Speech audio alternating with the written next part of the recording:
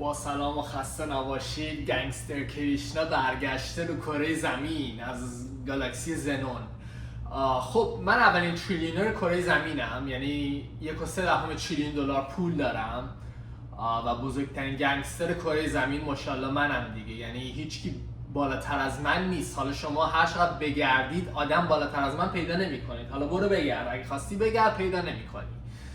خب حالا از نظر روانشناسی میخوام بهت بگم باید بیت کوین بخرید. چرا باید بیت کوین بخرید؟ چون من به عنوان بزرگترین گنگستر کره زمین به شما گفتم بیت کوین بخرید.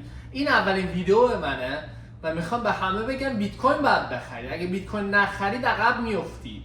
مثلا فرض کنید اول سوار تاکسی میخواستید بشید. خب تاکسی‌ها مثلا برند دارن، مثلا میتونید سوار تاکسی گرون بشید، سوار تاکسی ارزون بشید. بعد شما اگه بیت کوین ندارید بعد بدهیتون رو پس بدید به من. خب یعنی این بدهی باید پس داده بشه.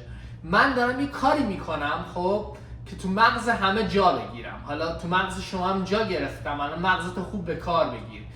بیت کوین رو من دارم اختراع میکنم توی یه گالاکسی دیگه. حالا توضیحش اینه که من کلید بیت کوین رو دارم. خب شما باید بیت کوین بخرید.